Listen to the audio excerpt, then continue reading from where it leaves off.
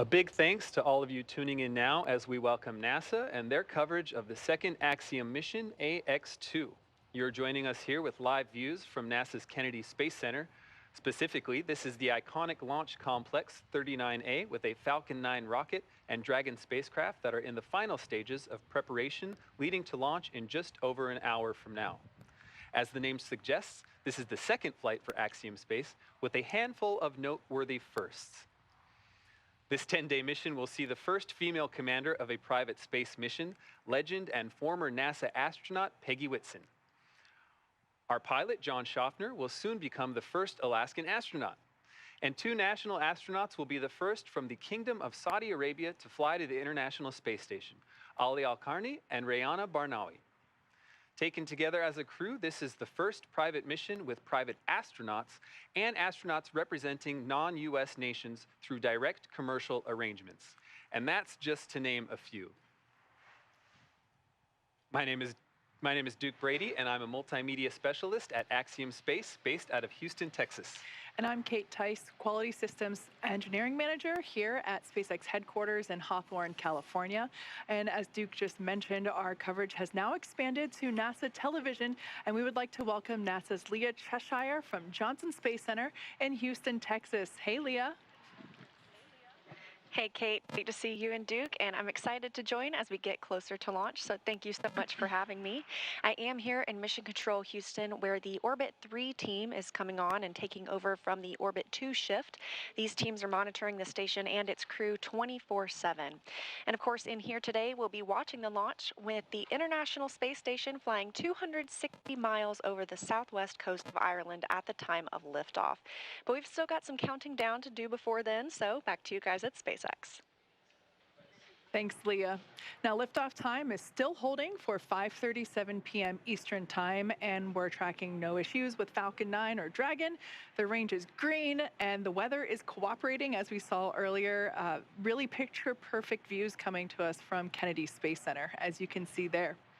Now, over the last 3 hours, Axiom astronauts Peggy Whitson, John Schaffner, Ali Al-Karni, and Rayana Barnawi donned their SpaceX suits in our suit-up room and were then transported to the pad where our crew entered the SpaceX Dragon spacecraft that you see there live on your screen.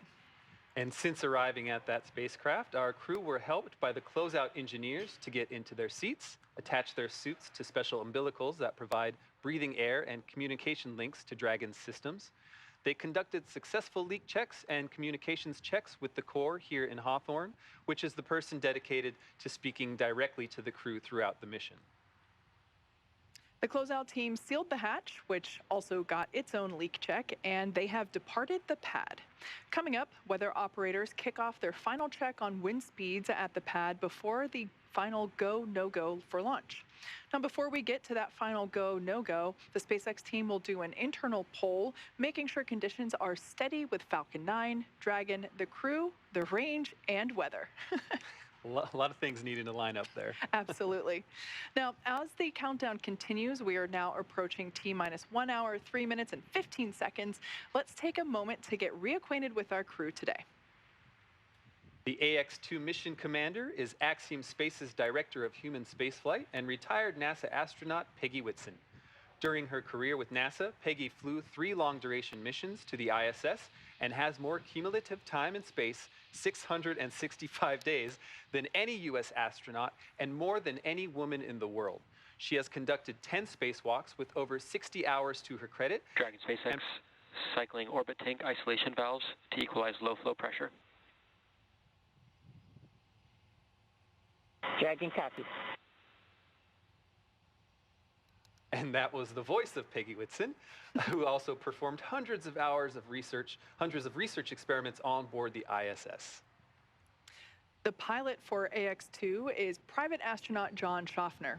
A STEAM advocate, business pioneer, and lifelong space enthusiast, he's been a pilot since the age of 17 and participates in extreme sports from hang gliding to base jumping to high-performance racing. Sounds like a busy guy. John trained as the AX-1 backup pilot, and during this mission plans to invest a lot of his time in STEAM education activities aimed at empowering educators. And representing the Saudi Space Commission and serving as mission specialist, Ali Al-Karni is an Air Force captain in the Royal Saudi Air Force. Ali graduated with a Bachelor of Aerospace Science degree in 2013 from King Faisal Air Academy in Riyadh, Saudi Arabia. Having flown as a fighter pilot for 12 years, Ali was selected as an astronaut in 2020. Also representing the Saudi Space Commission and serving as a mission specialist, Rayana Barnawi has a master's degree in biomedical sciences from Al Faisal University in Riyadh, Saudi Arabia, and a bachelor's degree in biomedical sciences from Otago University in Dunedin, New Zealand. She has been a research lab technician since 2013 in the Stem Cell and Tissue Reengineering Program at King Faisal Specialist Hospital and Research Center. You've seen the vehicle, you've met the crew.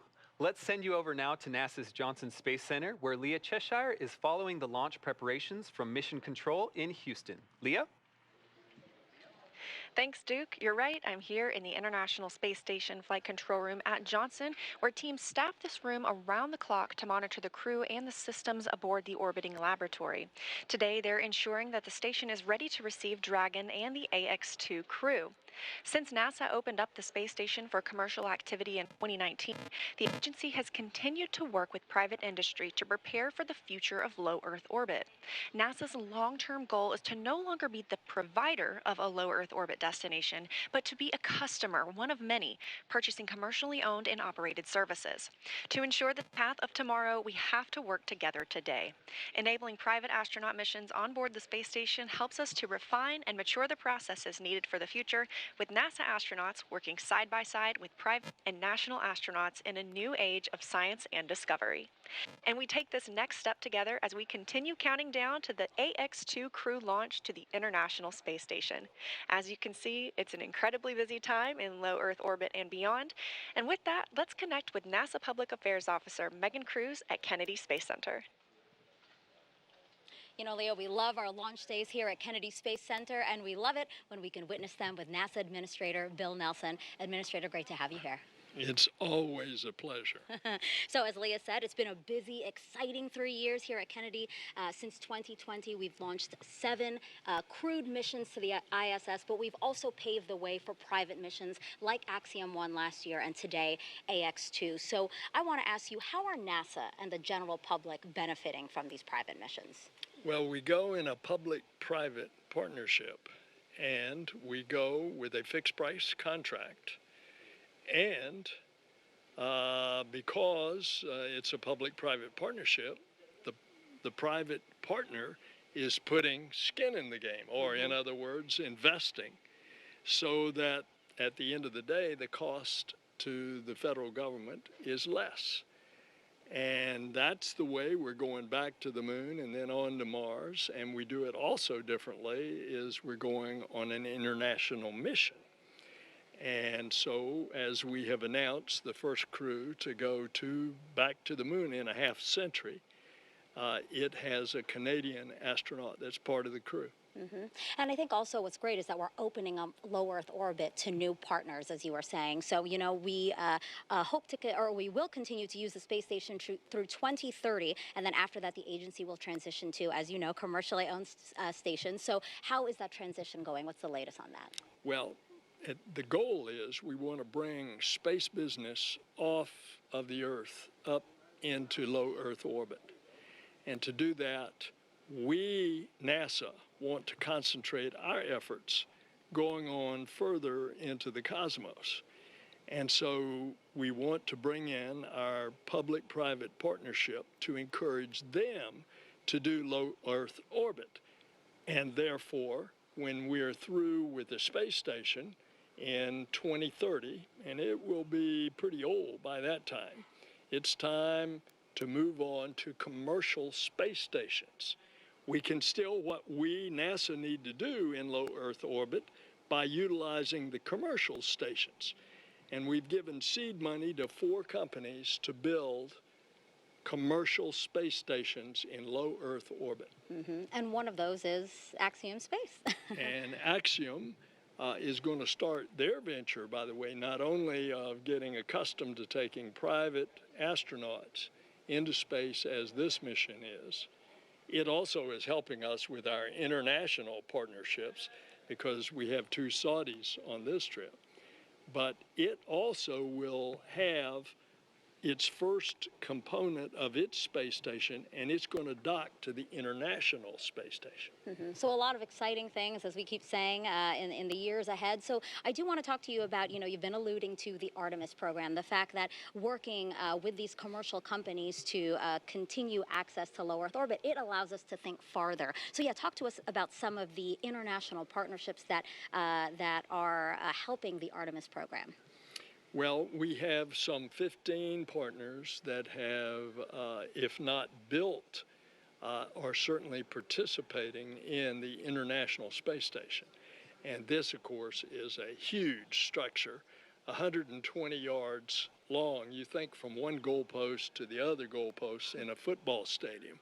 That's how big it is. And they are very much you're seeing the results of that public-private partnership here. Another example is look at the phenomenal success of SpaceX as a means of getting to and from the space station. So when we shut down the space shuttle a dozen years ago, now we rely on a private company to go to the International Space Station. In this case, it's SpaceX. In July, it will be Boeing as well. Any words to the AX2 crew today? Well, first of all, I wish I were with you. And secondly, Godspeed to all of you. Awesome. Thank you so much, Administrator, and I hope you enjoyed today's launch. Thanks. And so, again, we were talking a little bit about the Artemis program. Did you know that NASA and Axiom Space are also working together to design the suits our astronauts will wear when they land on the moon in the next few years? Here's a sneak peek at what those suits will look like. This is a prototype of what astronauts will wear when they land on the moon for Artemis 3. While this prototype is black with blue and orange detailing, the real moonwalking suits will be white to reflect heat and keep astronauts safe from extreme temperatures. NASA selected Axiom Space to design, develop, and certify the suits. They will fit a broad range of crew members, men and women, accommodating at least 90% of the U.S. population. That's one small step for man, one giant leap for mankind. The moon suits worn by Apollo 11 astronauts in 1969 had a bulky life support system. The new Axiom Extravehicular Mobility Units, or AXEMUs, will have range of motion and flexibility needed to explore the lunar South Pole. They will give astronauts the capability to access, live, and work on the moon. Future versions could even have avionics. Astronauts will start training with the spacesuits later this year. That's a look at your Artemis Moon Minute. While the International Space Station has been a valuable asset for space research and exploration, the rise of commercial spaceflight is opening new doors. Those benefiting from the new opportunities range from small commercial entities all the way to national space agencies. This expansion of participation in space is enabling a more diverse and inclusive space industry with a much wider range of perspectives, ideas, and expertise. Additionally, the competitive nature of commercial activities means the cost of participating is falling, and there are more participants to share those costs and the risks. Expanding access to space also promotes innovation and scientific and technological progress, benefiting humanity as a whole. For a long time, the conversation has been about someday having private space flights, and someday we'll have private astronauts. And while there's a lot of room to grow from that someday is now. Low Earth orbit is more accessible than ever before as space research and technology enter a new era. Companies like Axiom Space are expanding this access, and young space agencies like the Saudi Space Commission now have a path to achieve their goals in low Earth orbit.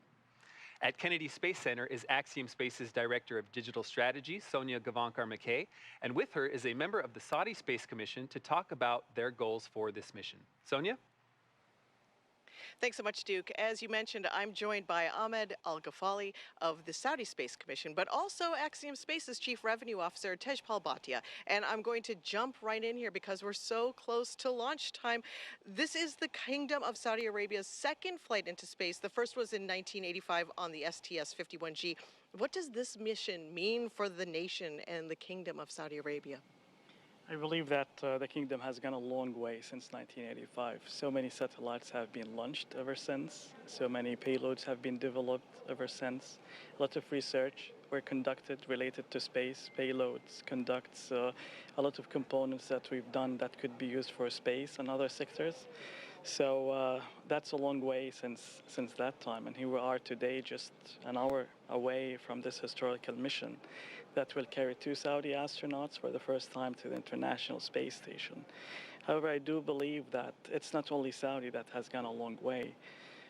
I looked at so many research and so many financial forecasts that suggest that within the past 20 years, 60% of the investment in space only happened within the past 2 or 3 years. So there is a momentum, and we want to be a part of it. That's wonderful. Tejpa, your efforts with KSA and the efforts that Axiom Space puts into this mission allow for a vision for so much in low Earth orbit. What can Axiom Space really do to help nations like the Kingdom of Saudi Arabia and so many others achieve their goals? Thanks, Sonia. When I think about what we're doing with the Kingdom, from the first time I met Ahmed, my definition of the word partner has fundamentally changed and evolved. From when this was an idea and started formulating as a mission to execution, we had to overcome a lot of challenges, and these are things that are being done for the first time in human history. And what I've seen in our relationship is that definition of partnership to overcome those problems and make these things a reality are enormous. And what is happening in this situation is, while we are enabling the Kingdom to get to the International Space Station, the Kingdom is enabling us to see our vision of providing access to all nations in the world and increasing the cadence of astronauts from every nation to go up into low Earth orbit. That's wonderful. This astronaut program is new for the Kingdom. How has this process evolved through this year? Are you seeing that it's exponentially growing like the infrastructure is? Of course. I mean, when we started this program about a year ago with this collaboration with Axiom, the first thing that we started is for the process of the selection, which is one of the main and major milestones to achieve any successful program like that. So we built our program for the selection based on the best practices that we developed together, based on the benchmarks from NASA, for instance. However, that's only a part of it. Then comes to, if you want to build a program, you want to make sure that all the enablers are in place, especially when it comes to the infrastructure, and also for the right people with the right competencies to be able to run such a complex program.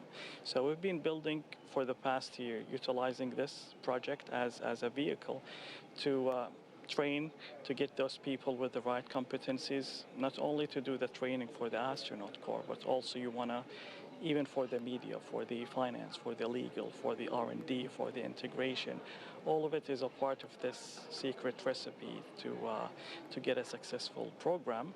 And this is only the start, so we're going to keep building and enhancing this program till we get to the point that is optimum. Excellent. Tejpal, as we have only about 1 minute left, what's it like working with individuals versus nations? What's the difference in that relationship like for Axiom Space? Yeah, so, trying to compare a private astronaut with a national astronaut is like asking me to compare my children. Luckily, I only have one child, so I'm prepared to do this. Let's start with what's the same. Each of these individuals on this mission right now are pioneers. Very few people in human history have been to the International Space Station. Today, we're going to see 3 more join. And each individual represents their country and humanity, and they're going to inspire girls and boys all over the world today and moving forward. The big difference is with the Kingdom seeing this more as a program. Right.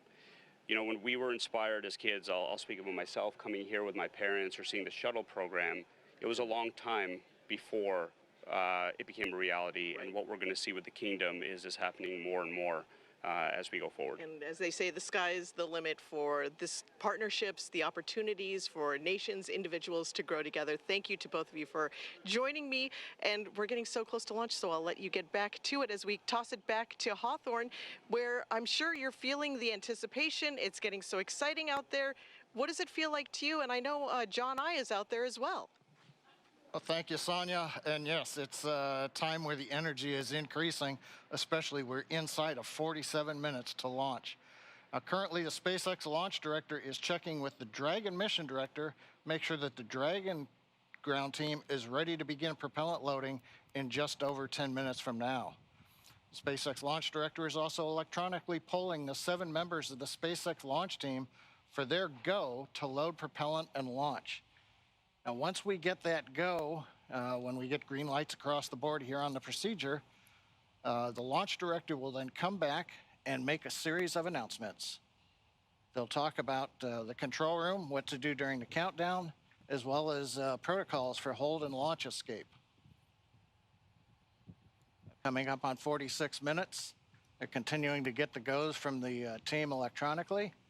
We're waiting to hear the launch director give those instructions. That ought to come within the next minute.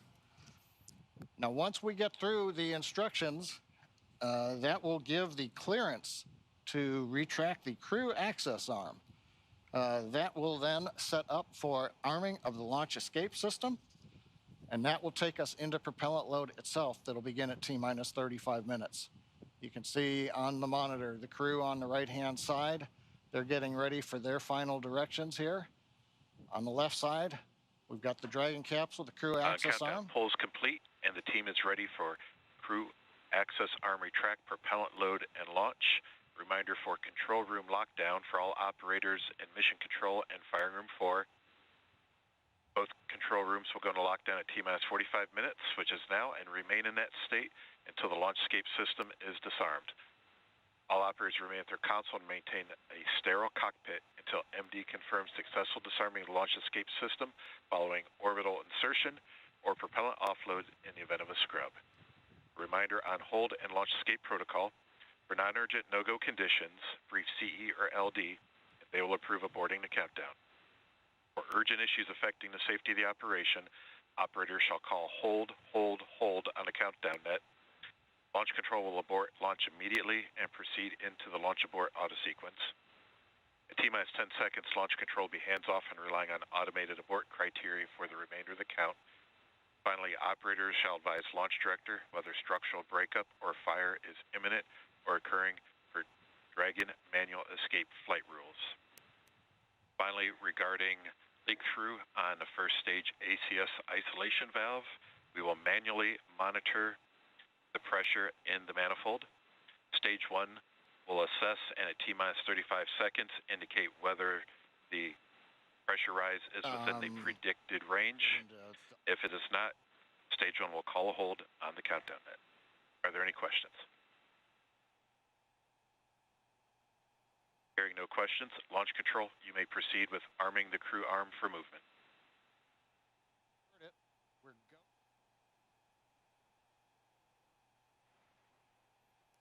We're go to proceed with propellant load. Crew access arm retraction has and started. The crew access arm, Kate, it's going to begin retracting. We're getting into that next dynamic phase where a lot of events start happening over the next 10 minutes.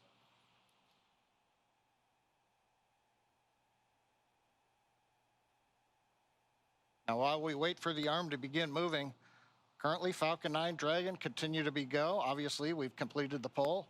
The range continues to be go for launch. They're monitoring clearance area around the pad. And there goes the arm beginning to move, the view from on top of the fixed service structure.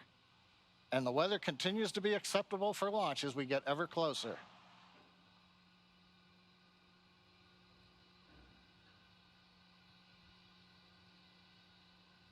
Nice view from the camera inside the white room as the arm moves away from Dragon.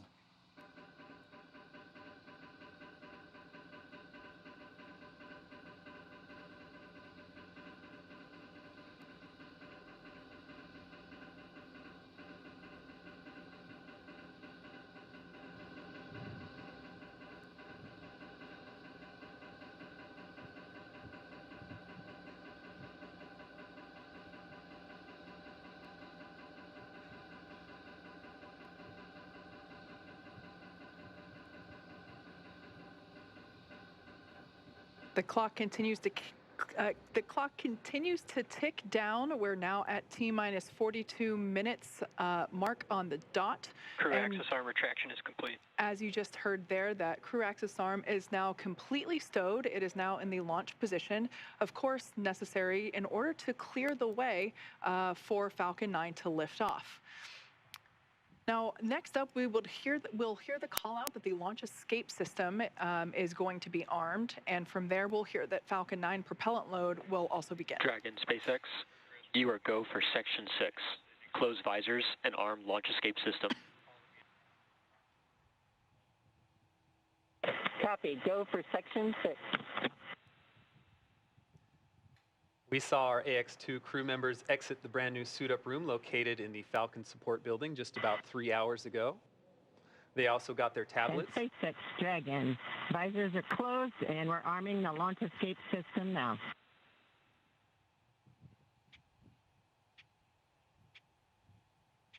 Those tablets provide them with all the information they'll need for the mission. You see them attached to their left legs. Shortly after that point, the crew took one last ride in the Teslas to launch pad 39A, ascended the fixed service structure, signed the white wall, and ingressed into Dragon. After getting buckled in, the spacecraft hatch was closed, and the closeout technicians cleared the pad, leaving just the crew members inside the Dragon vehicle. All right, so as we heard the call out, we are arming the launch escape system, which is a system that basically gives the crew options, a pathway to safety through all phases to orbit. You know, we take every system is verified armed.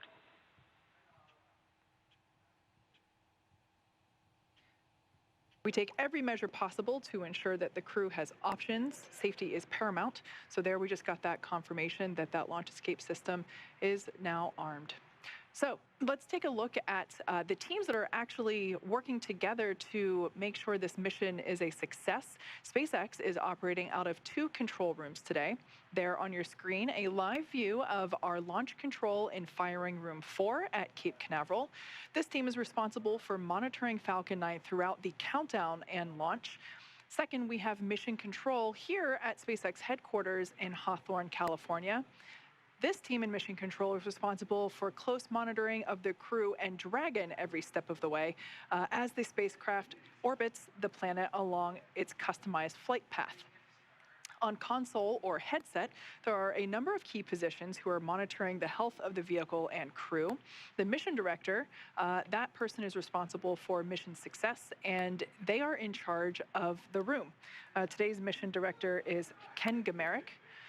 Other positions are focused on things like software, propulsion, navigation, avionics, life support systems, and communications with ground segments, as we've heard those kind of called out throughout the day so far. You'll also hear a specific person dedicated to communicating with the AX2 crew. They are the Crew Operations Responsible Engineer, or CORE, C-O-R-E.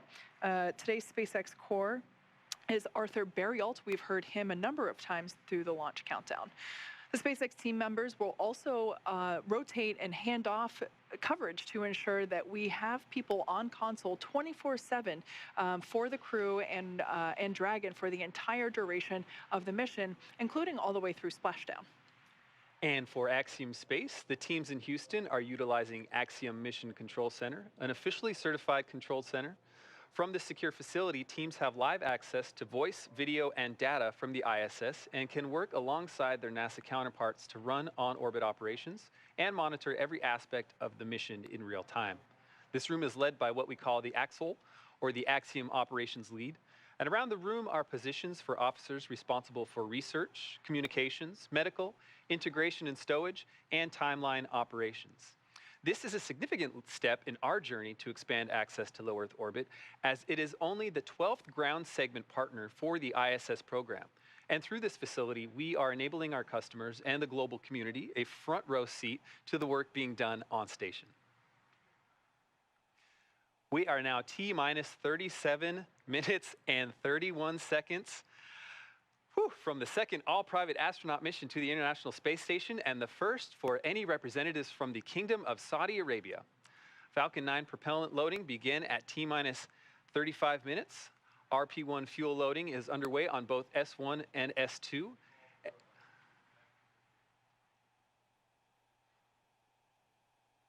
And LOX loading is underway Falcon on 9 tanks S1. will be venting for propellant load. Expect loud venting.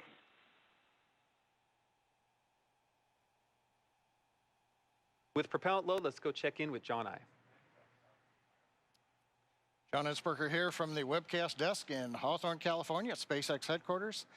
Inside 37 minutes, counting down, we have completed the go-no-go poll for propellant load and for launch. We've just heard a call out. They are now venting down the tanks. That's one of the steps in propellant load.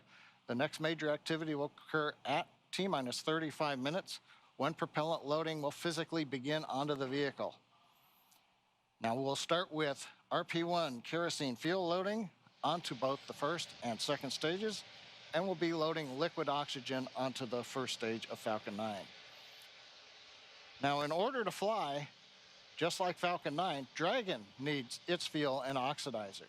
The Dragon capsule you can see here on the screen, it uses a monomethylhydrazine called MMH. That's the fuel that's on board the Dragon. And nitrogen tetroxide, or NTO, is the oxidizer.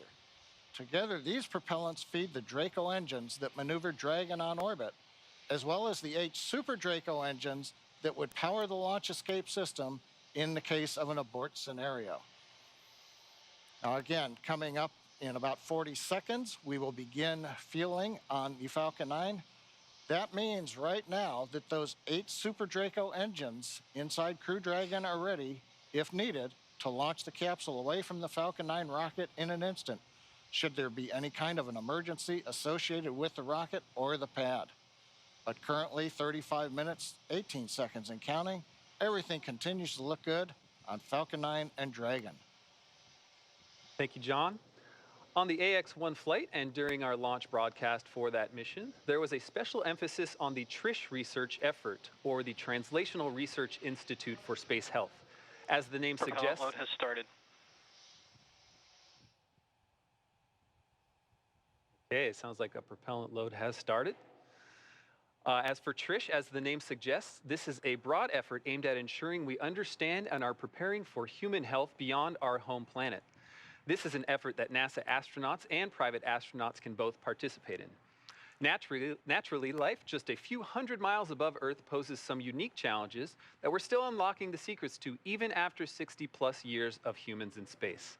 Here is a bit more on the progress made during AX-1 and what's ahead for our participation in this critical research effort. Thank you for joining us, Dr. Fogarty and Dr. Urqueta from TRISH, the Translational Research Institute for Space Health. Let's start with an easy question. What exactly is TRISH? Yes, TRISH. TRISH is a consortium between Baylor College of Medicine, MIT, and Caltech. We are funded by NASA to relentlessly and innovatively solve the risks for human space exploration and use a variety of tools to get there, including commercial spaceflight. What are the goals of the research being conducted for AX2 through TRISH? That is a great question. The research that we're conducting on AX2 has been highly prioritized to solve the most important risks for human spaceflight as we are planning to go back to the moon and going to other planets. So all of these projects have been custom made and designed to be easy to collect, to take the least crew time, and to take the least mass, power, and volume. And an example is this kit that I have here. We provide one of these to each of the crew members, and it includes most of the hardware that they need to collect physiologic data, sensory motor, that is your balance, how it changes in space, some surveys, and also how the physiology changes in space. So all of these have been, again, customized for commercial spaceflight. Talk to me about the framework for this research. How is this set up to enable new data for new flyers? Yes, so the EXPAND program at TRISH has 2 main elements to its framework to accomplish the goals that were just set out by Dr. Urqueta. So we have essential measures, which have been harmonized with NASA's standard measures to make sure that we're collecting the same type of data on every crew member. So we can compare across people, across different missions to really maximize the value. And then we have exploratory studies as the second part of the framework. And this is where the known unknowns, the questions we have about spaceflight or the risks, have hypotheses generated, and we get to test them. How does the research apply to those of us on Earth? I mean, some of us are maybe never going to be leaving this planet. Why do we care about this kind of work? Dr. Fogarty, Dr. Urqueta? Yeah, this is where things get really exciting. So due to the constraints of spaceflight and the complexity, we have to be really focused on creating integrated and holistic solutions. We can't have individual solutions for every problem. Those constraints create a really ideal environment to bring things back to Earth, to put healthcare in people's hands. We believe that these are going to increase healthcare equity, the access to healthcare and the quality of healthcare, which then results in improved health outcomes. How does this mission, AX2, add to the range of data? That is a great question. In the last 61 plus years of human spaceflight, roughly only 650 people have flown into space. And if we look at the diversity of these, mostly are male, white males. And what we're seeing with commercial spaceflight is a more diverse population. We're seeing people from all ages, younger and older, as compared to your government astronauts. We're also seeing people from multiple demographics, backgrounds, training, education, and also people with medical conditions. So as we keep growing this database of civilians flying into space, we will have all of the tools that we need to make most humans being able to fly into space, stay further longer, and enjoy the experience. Thanks so much for joining us. I look forward to watching the launch with you and seeing the astronauts return and looking at their data. Thank you. Thank you. We are now just under 30 minutes from the launch of AX2 mission. It has taken an enormous effort from an incredibly dedicated and hardworking team to get to this moment. Knowing that not everyone can be here to witness it, and even fewer get to share a message with the crew, we asked teams to record some words for this moment. As the countdown to launch continues, here are a few messages from those across the Axiom family. Peggy, you are an inspiration to so many people around the world. To me, it's been so impactful to see a woman like yourself make such great strides in exploration and achieve so many different types of firsts. My family and I will be watching you launch and cheering you on all the way to the ISS. Hi Peggy, Kelly and Delta here. We just wanted to let you know that we're cheering you on. We're so excited to watch you launch. You're an inspiration to women and girls around the world, and you've been a personal inspiration to me in my own journey to space. We're so excited to watch you launch, and we'll be cheering you on here on Earth. Go Peggy, go AX2! To Peggy, our notorious space ninja, John, aka Loki, to Ali, who is also known as Slayer, and then to Rihanna, our very own ray of sunshine. Wishing you an amazing launch today, as well as a smooth journey to the ISS. Ad Astra AX2 crew. Thank you, Peggy, John, Ali, and Rihanna, for inspiring the next generation of astronauts. From our crew experience team to our AX2 crew, we are so proud of everything you've accomplished, and we're excited for your successful journey home. Send us a postcard. Just wanted to say that we're super excited for all the groundbreaking researches you guys are going to do. We're rooting for you, and good luck. The marketing team has been proud to support AX2 mission. Godspeed, AX2. This is the Portable Life Support System team. We are very excited about the AX2 mission coming up and wish you all the best. We're very excited for you guys. Y'all are such an inspiration, and we're rooting for you all the way through. We wish you a safe and successful mission. We want to congratulate the AX2 crew. Thank you so much for all of the inspiration, and we wish you the best on your journey. AX2 crew, we're proud of you and good luck! Hey AX2, all of us in avionics wish you safe travels and lots of fun.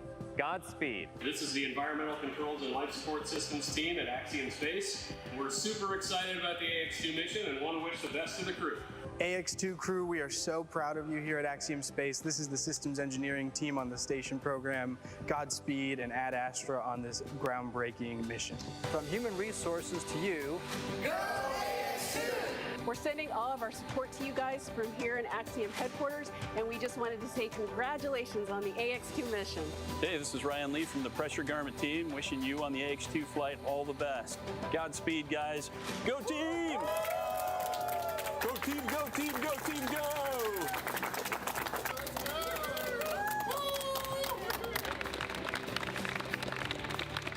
Peggy, John, Ali, Rihanna, I look forward to seeing you flying in space and working aboard the International Space Station. I also wish you to enjoy your staying aboard for this another Making History mission. We are all proud of you, and we wait for you on the ground, and Godspeed. A big thanks to all those who contributed to those videos and everyone behind the crew today. A lot of really excited teams out there. And a special thanks to Kelly Girardi and the Space Gal, Emily Calandrelli, both big STEAM education advocates who you just saw as well. They dedicate their influence to increasing literacy and interest in science, especially for young girls, which is awesome. Yeah. You know, Emily and Kelly are both moms to young girls, so it's safe to say that they have front row seats to knowing what is cool and inspiring. Now, speaking of front row seats, it's been feeling like we have one of our very own looking at Pad 39A with these camera views that we've been getting all morning and afternoon. Now, let's take a moment to get acquainted with the vehicles that you see there on your screen.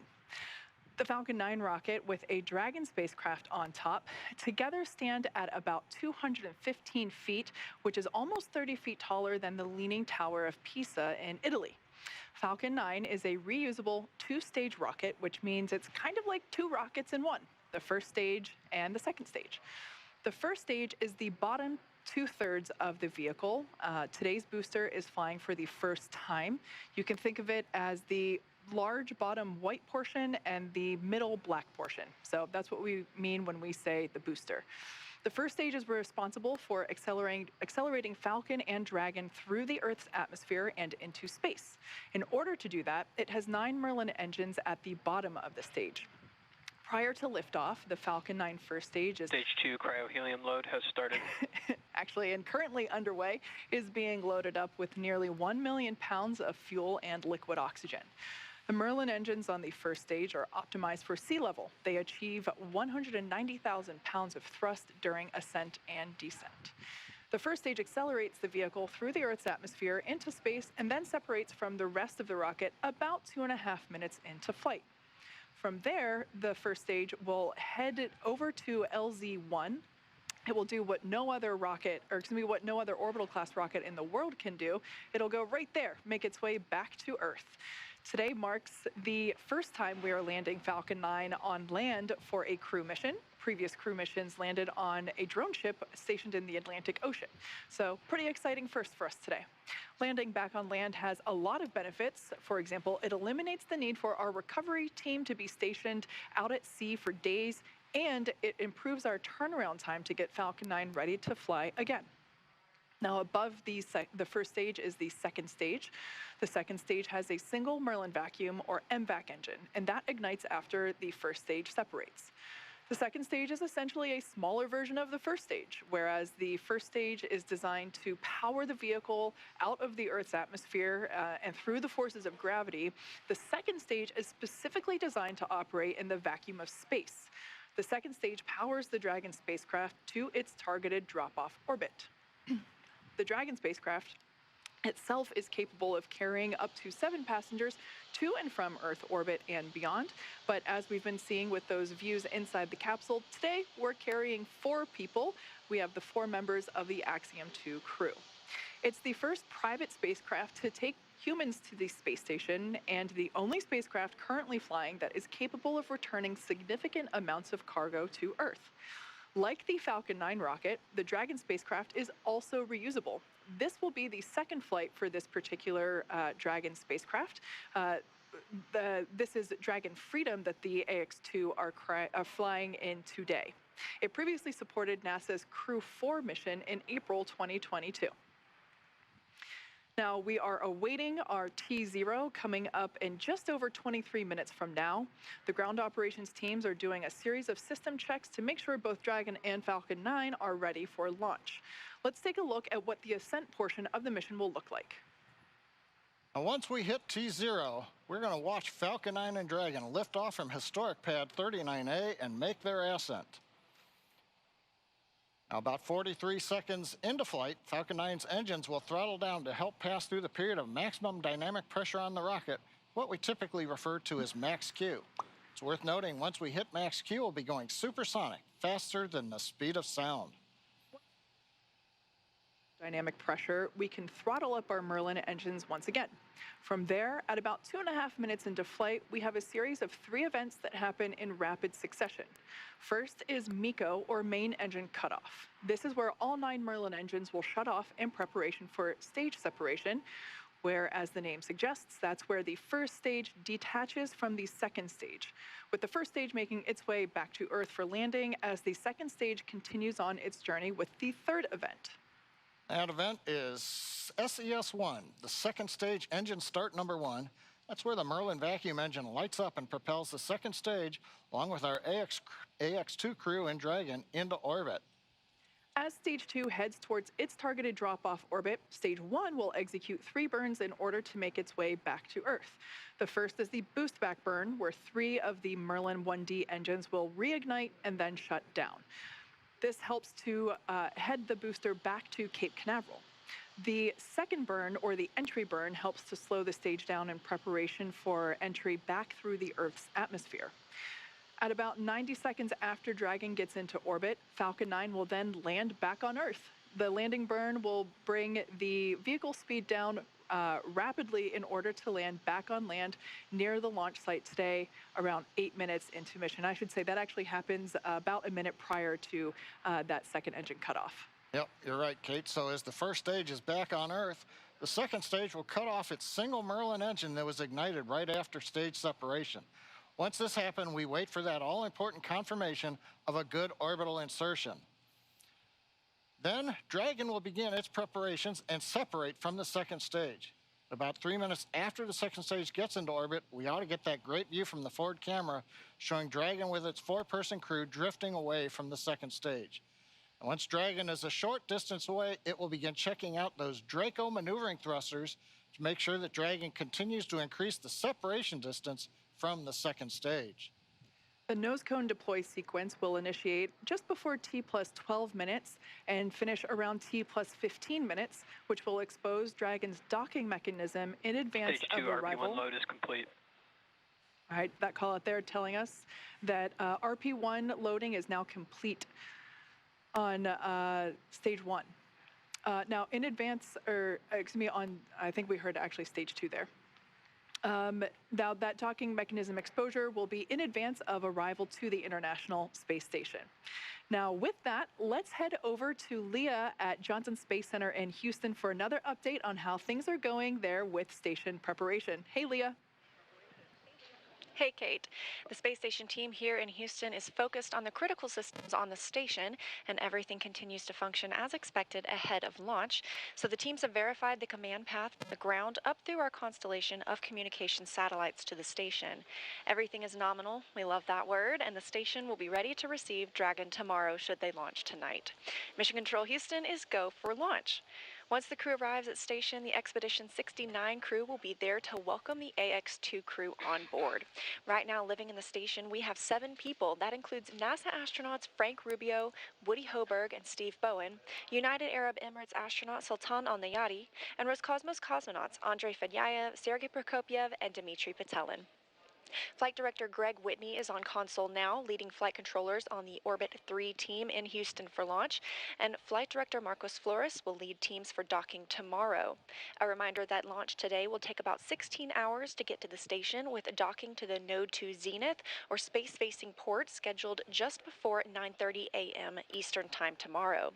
Once Dragon is fully docked to the station, the teams here in Houston will assist the Axiom Space and Space Station astronauts with leak checks as they work to open hatches on both Dragon and inside the station's pressurized mating adapter. We expect hatch open to take place about 2 hours after docking. That's it for us here in Mission Control Houston, and I will send it back over to the team in Hawthorne. Duke? Thanks, Leah. And all of that is set to begin in just over 18 minutes from right now. And I got to say, the energy around here is certainly rising. As Leah just mentioned, once the crew launches, they will spend the next 16 hours in Dragon, catching up to the International Space Station. That time on orbit and in Dragon will feature a variety of tasks, including some planned photography, but about half of that time is scheduled for sleep, which the crew will absolutely need because once they reach the ISS, they have quite the schedule ahead of them. They will spend 8 days on station conducting a variety of science investigations and technology demonstrations, including radiation protection research, studies on how to create rain and how to enhance our understanding of dangerous thunderstorms, as well as DNA research with nanomaterials and reprogramming skin cells to help create regenerative medicines. Wow. When they are not hands-on with research, they will be participating in numerous outreach events connecting with groups around the world. John, for instance, will use the station's ham radio to share a message with students. Beyond all that, Commander Peggy Whitson has assured us that each of them will carve out some time to simply pause and look down at the planet below as it speeds by at a cool 17,500 miles per hour. I mean, I would imagine that if I were in space, my face would just be up against the window the whole time. On station, just in the cupola the whole time. Yes, exactly. Now, as we've said before, we have an instantaneous launch window. That means that we have 1 second. We're targeting 5:37 p.m. Eastern Time, 2:37 p.m. Pacific Time. So just 16.5 minutes from Stage now. 2 LOX load has begun. That call out, they're telling us that the liquid oxygen on stage 2 is now beginning, the liquid oxygen on is beginning to be loaded onto stage 2.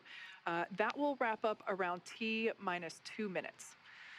Now, I was talking about the instantaneous launch window because we are essentially chasing the space station. We're trying to catch up to it.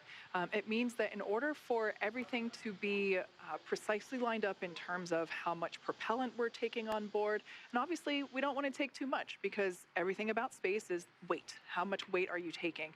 And so we want to optimize our path to the International Space Station. And yeah, so we basically have that instantaneous moment to take off. All right, and that moment is coming soon. And as we approach the final moments of our countdown to launch, Axiom Space CEO Mike Suffredini wanted to take a moment to reflect on this, the second Axiom Space mission. This mission today is very meaningful for Axiom Space. It's a watershed moment because it's our opportunity to really start bringing the rest of the world to the International Space Station. We're honored that the Kingdom of Saudi Arabia is flying with us here today. The 2 crew members flying are fantastic. They've done a great job in training. Of course, John Schaffner's been with us for a while. He's a backup on AX-1. We're excited for him to fly. Of course, the commander's Peggy Whitson, and while she's the first woman commander for a commercial mission, that's a big deal to us. I really don't think it's a huge deal to Peggy. She's flown so many times. This is, like riding a bike. But we're very excited for this crew, and we're looking forward to their mission. So, we don't do this by ourselves. Axiom is a wonderful company with fantastic employees. They've done quite a bit of work to get to this point. The commander is one of our very own as well, but our thanks go out to the entire team that support us. Axiom done a fantastic job in preparing for the mission and the medical and all the work that's gone into getting the crews ready to go fly. SpaceX, with its fantastic, reliable Dragon spacecraft and Falcon launch vehicle, have prepped the crew and the vehicle, and it's out on the launch pad ready to go. And of course, NASA, we can't do any of this without NASA, who has worked with us along the way, allowed us to have this opportunity, and will work with us on orbit. And of course, the investors. The reason why we get to do what we're doing as a company and build this space station and do these missions is because the investors that are with us along the way. So it's the entire team that has supported us and worked with us throughout this last several months as we prepared for this mission, and we're thankful to them all. All right, guys, you're going to have a great time on orbit. We're looking forward to seeing you there on orbit. From all of us here at Axiom, we wish you good luck and Godspeed. Just under 13.5 minutes, and everything continues to look good for launch of Falcon 9 and Dragon. Now, currently, Peggy, Falcon 9 began we are still tracking no issues on Dragon for today's launch. We have continued weather evaluations, and for your awareness, we are monitoring an anvil cloud that is moving towards LC-39A. It's currently 5 miles away, and it just needs to remain outside of 3 miles for launch to continue. The weather officer is going to continue monitoring this cloud and will continue to provide updates to the launch teams. How copy? Dragon copies, no issues on the vehicle. Watching the cloud. Thinking very dry spot. Good readback. And just a reminder that for the Falcon 9 valve, the Falcon team is going to be performing that manual evaluation of the manifold pressure until T-minus 35 seconds.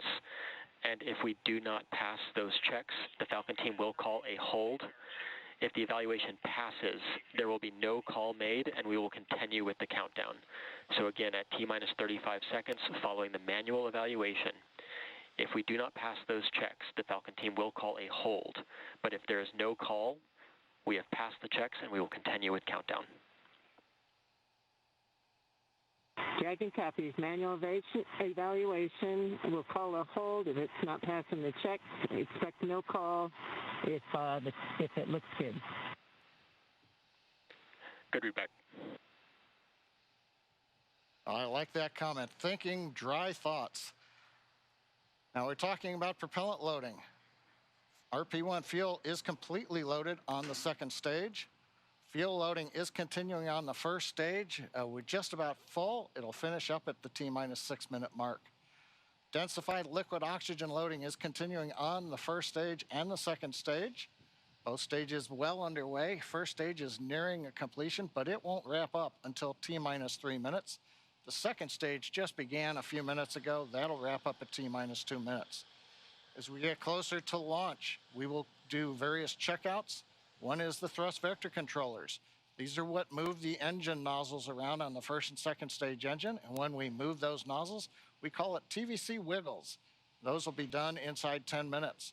We'll also be doing checkouts of throttle valves on the engine. Now the range currently is go. Air and sea space are clear. The weather, you heard the briefing from the Corps up to the crew. We're watching one anvil cloud.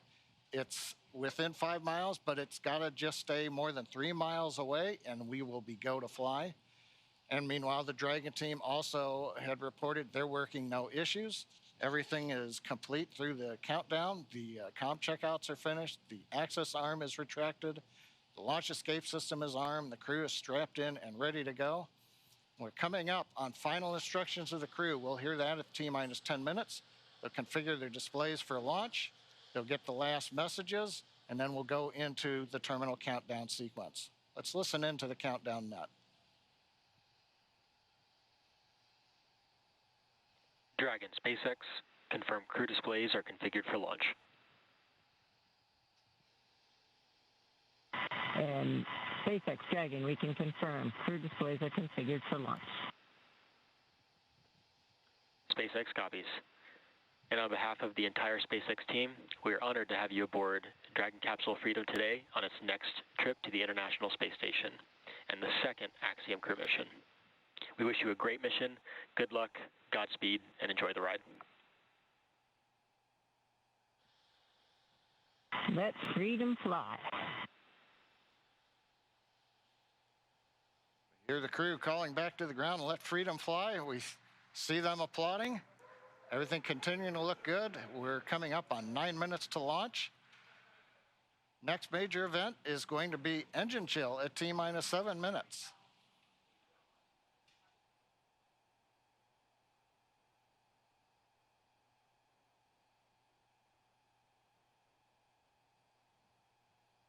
As John just said, at T-minus 7 minutes, we will begin to flow a little bit of the super chilled liquid oxygen through the turbo pumps, which that is basically chilling the hardware, performing an engine chill prior to the full flow.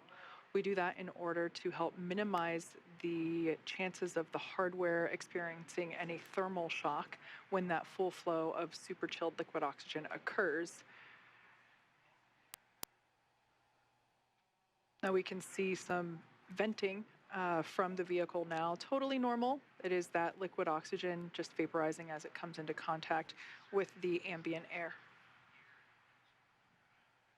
And Kate, maybe this is an opportunity, we always use the word abort. This might be a chance to let everybody know that there are abort callouts in flight that we're going to hear. Those are just heads up to the crew that says, should a contingency occur, there's different actions that'll happen at each various stage of the flight when you're on first stage or when you're on second stage. That's right. We should actually hear Commander Peggy Whitson calling those abort modes out as they are ascending and really getting to orbit. She is tracking everything on both her tablet as well on her leg, as well as the crew display above her head. So she is able to identify at which mode they are entering, and those modes identify basically where and what sequence Dragon would take at that point in time during the flight. Now we're about 10 seconds away from that engine chill for the first stage.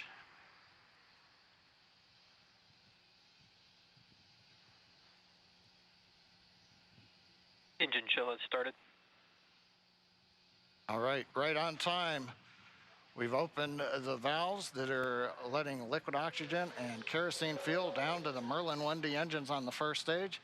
Our next major activity coming up at T-minus 6 minutes approximately, we'll hear the announcement that fuel loading is complete on the first stage.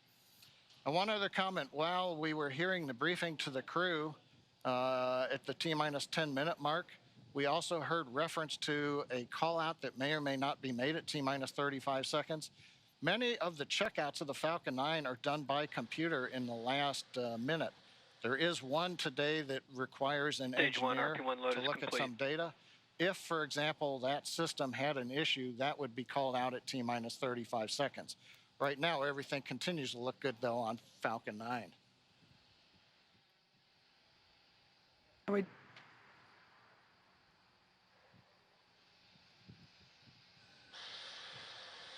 We also heard in the briefing that they are tracking an anvil cloud that at the time of the briefing was about 5 miles away from the pad. They are tracking it. It just needs to stay outside of 3 miles, so everything still continues to look okay on that front. The next call out that we'll hear in about 30 seconds is that Dragon has transitioned to the terminal count configuration. That's basically an indication that the Dragon spacecraft has taken over the spacecraft's countdown and will at that point be on internal power.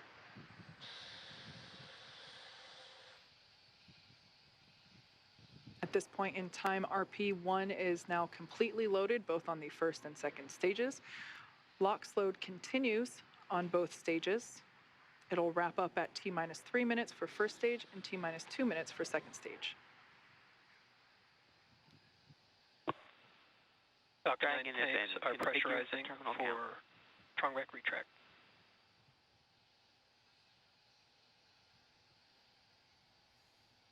Pressurization call out. We are putting pressurized gas helium onto the stage in preparation for opening up the clamp arm that's around the top of the second stage. That'll happen just at about the T-minus 4 minute mark. The clamp arm will open, and about 10 seconds after that, the strong back, the structure alongside the Falcon 9, will recline just about 2 degrees away. We've heard the call out, strong back is retracting. That starts the sequence now in the ground computer to open the arms and then recline that strong back about 2 degrees away.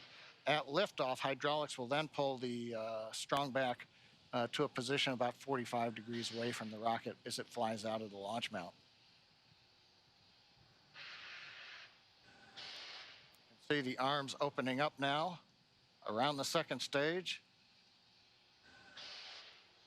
We should now be able to see that strong back retract just a couple degrees away from the launch vehicle. Upon liftoff, it will move back even further in order to clear the way for Falcon 9. Looks like we can start to see that movement now. This structure is what is utilized to horizontally integrate the vehicles while still in the hangar, as well as transport them horizontally to the launch pad and then raise them to their vertical launch position.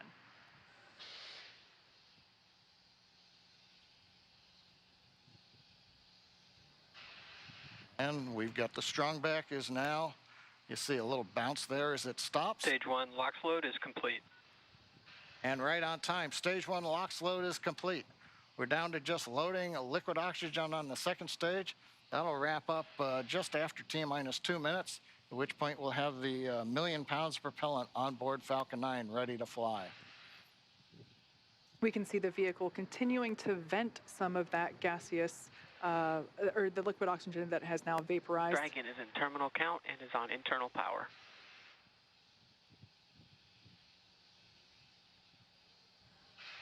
We have a live view there of the SpaceX team here at headquarters in Mission Control on the left-hand side, as well as the Axiom team from their own Mission Control as well on the right.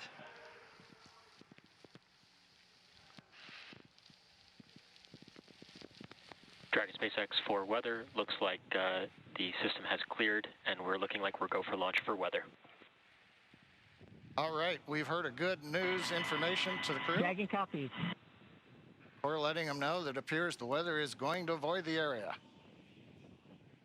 That is great news indeed.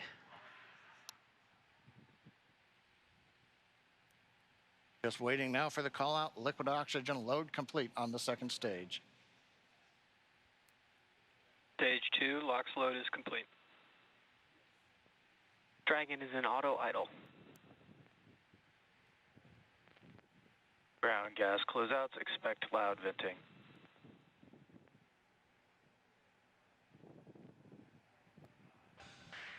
At venting, we're now bleeding off excess pressure in the strongback. That's what's giving that large white plume as cold gas meets the warm Florida air and condenses the moisture. We're coming up on 1 minute where the flight computers will take over the sequence. Let's listen in to the launch of Falcon 9 with Dragon and the Axiom 2 crew.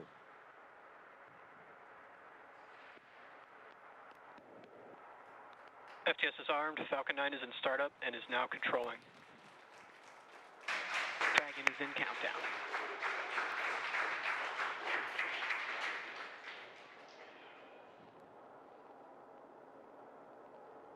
Dragon, SpaceX, go for launch. Dragon, copy. Go for launch.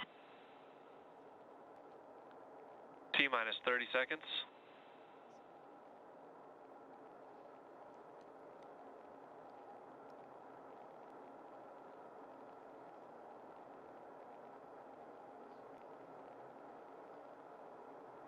T-minus 15.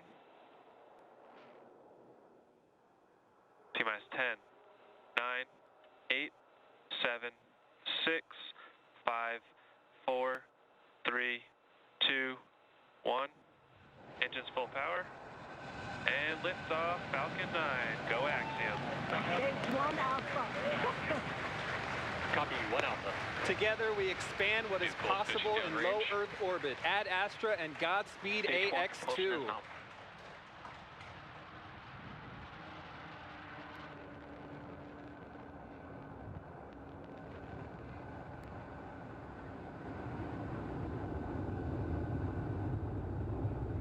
Plus 30 seconds into this historic. T plus 36 seconds into flight. A great view of Falcon 9 heading to space. Power and telemetry is nominal. Stage 1 throttle down. Power telemetry nominal. We're into the throttle bucket. Is the first stage is throttle down power on the Merlin engines in preparation for max Q.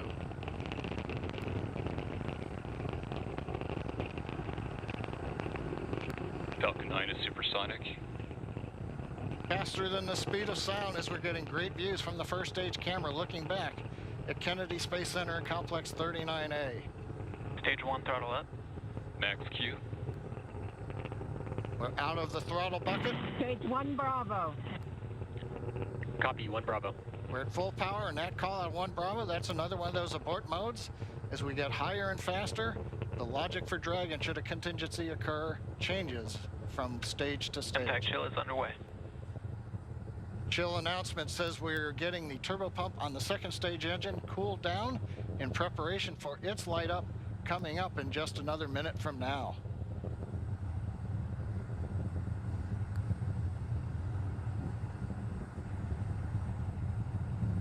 Again, great views looking back, and you can see the contrail as we left 39A and the shadow of the contrail against the cloud deck around Florida. And we're coming up 3 big sequences and a view live of the crew inside Dragon. They're getting ready. We're going to get 3 events here. Main engine cutoff, stage separation, and then we're going to light the second stage engine. We've heard the throttle down in preparation for stage separation.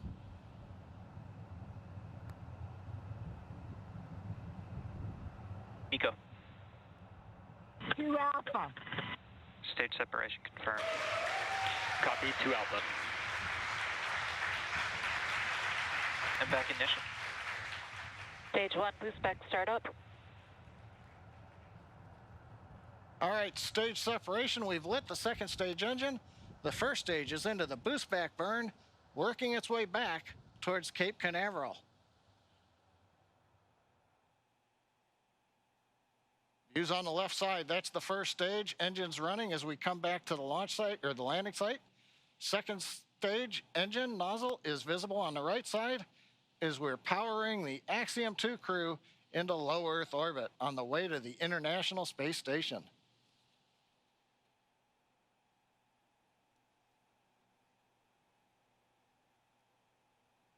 Waiting for call out that the boost back burn is complete.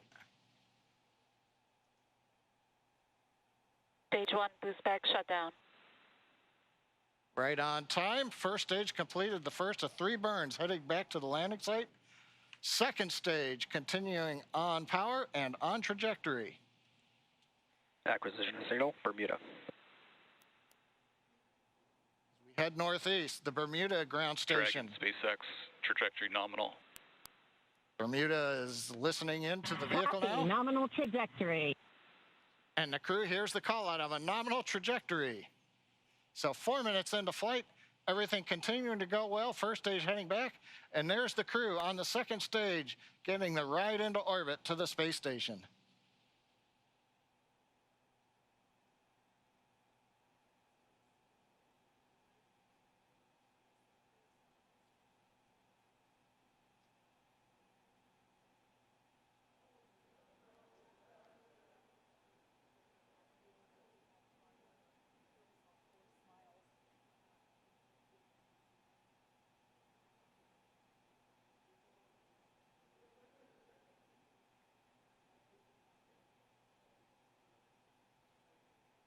Coming up, we're waiting for the next trajectory call out from the guidance officer. Dragon, SpaceX, trajectory nominal. Love to hear those words. A nominal trajectory for Dragon. Copy. Nominal trajectory.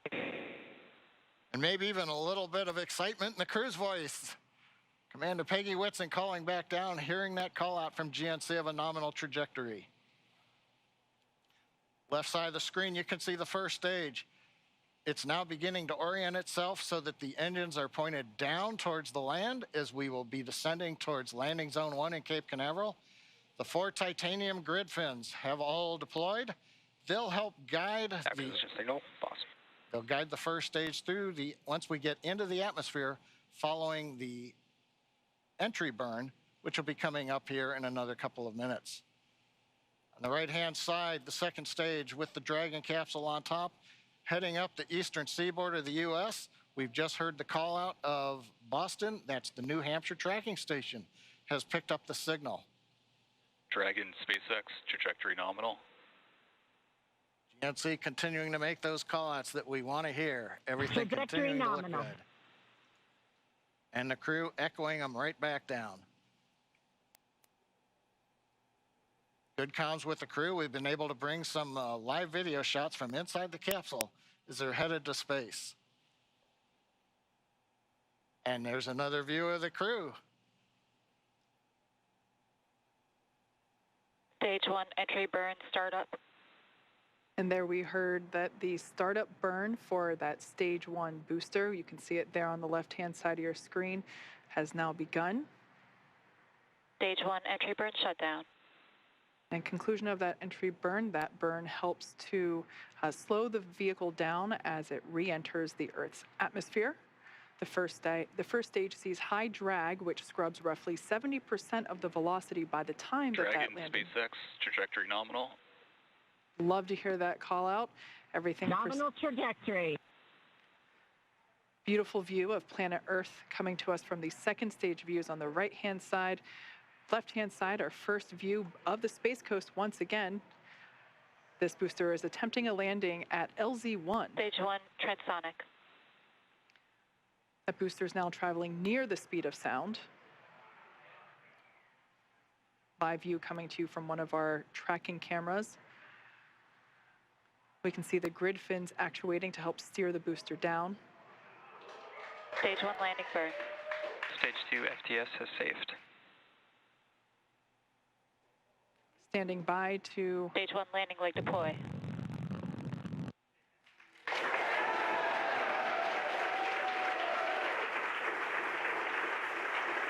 There you Stage 1 landing confirmed. You can see that first stage has landed back at LZ1. This is the first time that we have performed a land landing on a crew mission. Coming up next will be second engine cutoff, or SECO, and that's where after that engine cuts off, the second stage will coast for a few minutes until Dragon is commanded to separate. Stage 2 is in terminal guidance. We're expecting SECO to occur in about 20 seconds.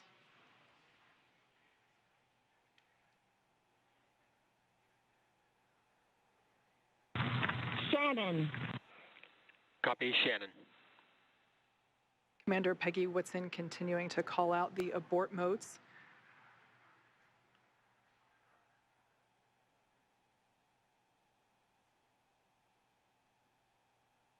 SECO. All right, on time shutdown of that second engine. Also confirming that the launch escape system is now disarmed. Dragon SpaceX, nominal orbit insertion. All right, and there's that call out. We can confirm good orbital insertion. Copy, nominal insertion. Dragon SpaceX, launch escape system disarmed. We can see the crew playing with their harnesses. Copy. Now that they are in zero-G, which I think we just got a view of our zero-G Stuffy.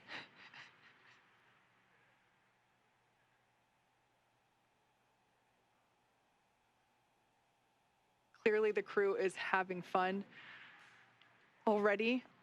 Right after liftoff, I think we heard a laugh coming from Commander Peggy Whitson, which, being a NASA legend and one of the most decorated astronauts of all time, it's amazing to hear that even a space veteran as she Lost signal, Cape. Still has fun at liftoff.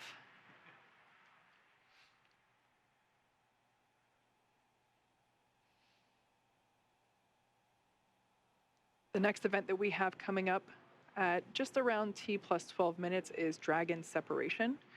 That's where the Dragon spacecraft and trunk, so collectively referred to as the Dragon spacecraft, will separate from the second stage. Acquisition signal, Newfoundland.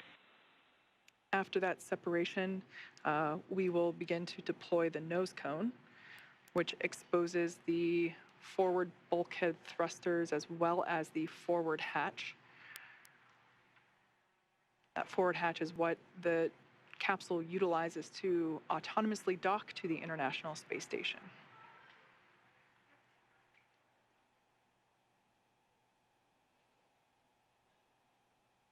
Going from left to right, everyone's having fun, clearly.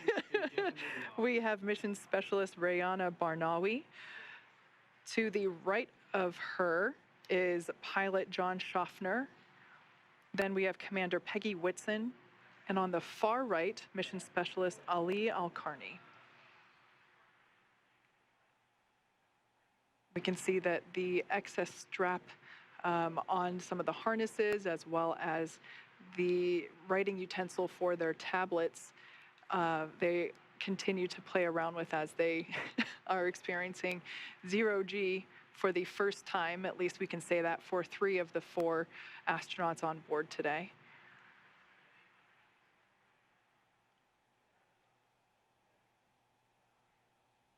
Now we are standing by for Dragon separation, which is expected to occur in the next few seconds.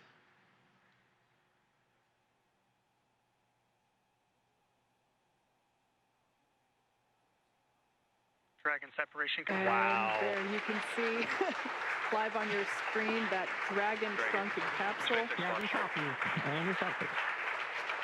That's a really cool view. That's Dragon SpaceX launch director. A very great flight. Wish you safe travels. A few words from our chief engineer as well. Thanks for putting your trust in the Falcon 9 team. Hope you enjoyed the ride to space. Have a great trip on Dragon. Welcome home to zero-G, Peggy. That was SpaceX Chief Engineer Bill Gerstenmaier. Good to be here. It was a phenomenal ride.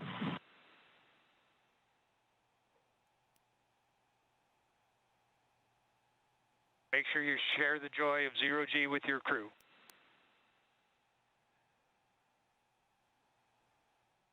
We will do that.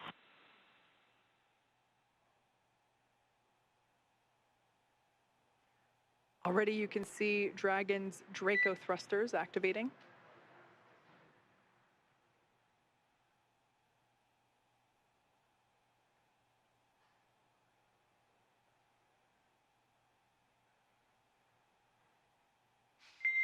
Dragon SpaceX, nominal dehumidifier activation and service section Draco checkouts.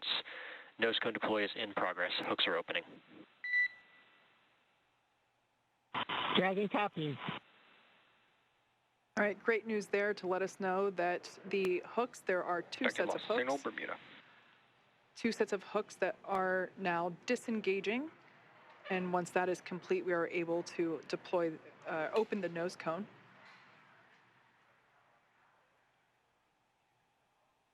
We should see that nose cone deploy in about a minute. It's a great view on the right-hand side of your screen from the Falcon 9 second stage, looking at the Dragon Freedom capsule. And of course, the crew on the left-hand side playfully acclimating to their new zero-G environment. You can see the zero-G indicator in the background.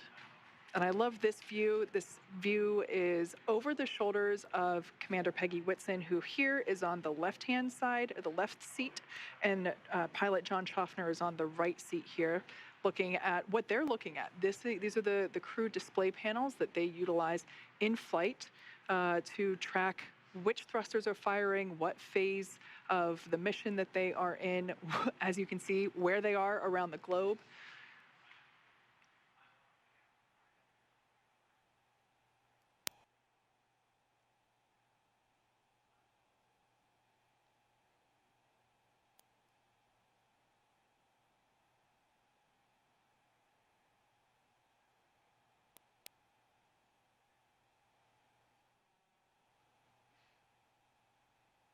All right, as we can see, crew getting acclimated. The nose cone hooks are in the process of being disengaged, so they are starting to open. And once that is complete, we are able to open the nose cone and expose the forward hatch. So incredible. Well, today's launch is certainly one more for the history books, and yet the story is just getting underway. Leah, with the crew officially on their way to the International Space Station, how are things tracking there in mission control at Johnson Space Center? Hey, Duke. Well, the chase has officially begun with Dragon heading toward the International Space Station. So with the successful launch of Axiom Mission 2 at 7 p.m. Eastern, the teams here at NASA's Johnson Space Center are going to be monitoring Dragon's flight to the International Space Station over the next 16 hours.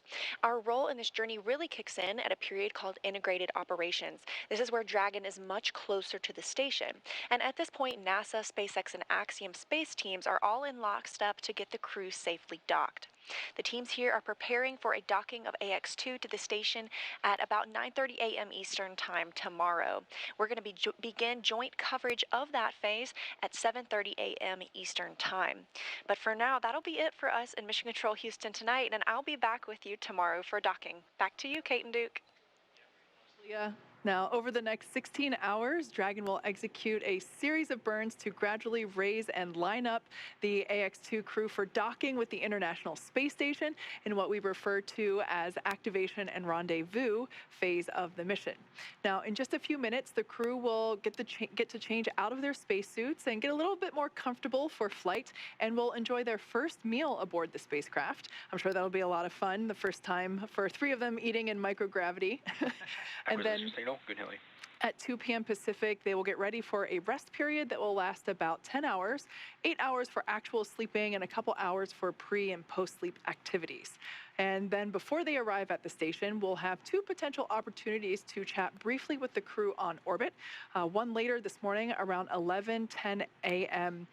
Pacific, and one early tomorrow about 12:10 a.m. Pacific. While we're hopeful that one of these will work out, neither opportunity is guaranteed as they are dependent on both crew schedule and ground station coverage. But if we're able to support, we'll make an announcement on our social media channels no later than 15 minutes before the event start time.